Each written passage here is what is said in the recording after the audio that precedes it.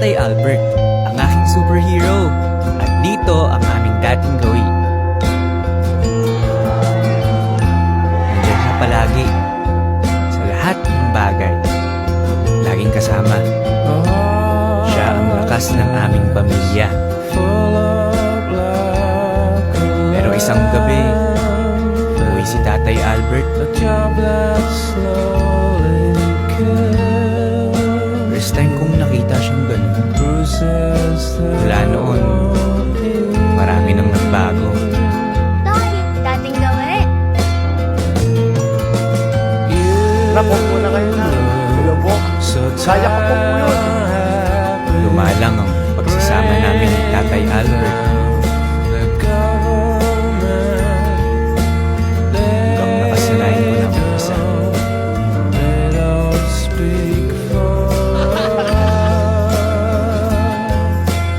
Habang si Tatay patuloy sa pagkayod,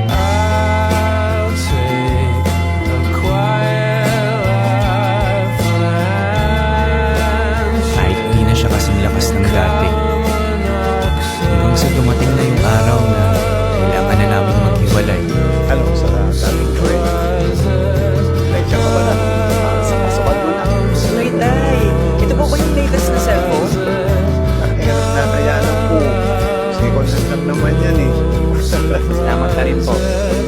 Alam kong ginagawa ni Tatay ang lahat ng makakaya niya para sa amin.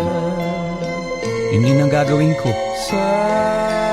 Pero hindi pala yun madali. Ang hirap palang pagsabay ng buhay at paghahanap buhay.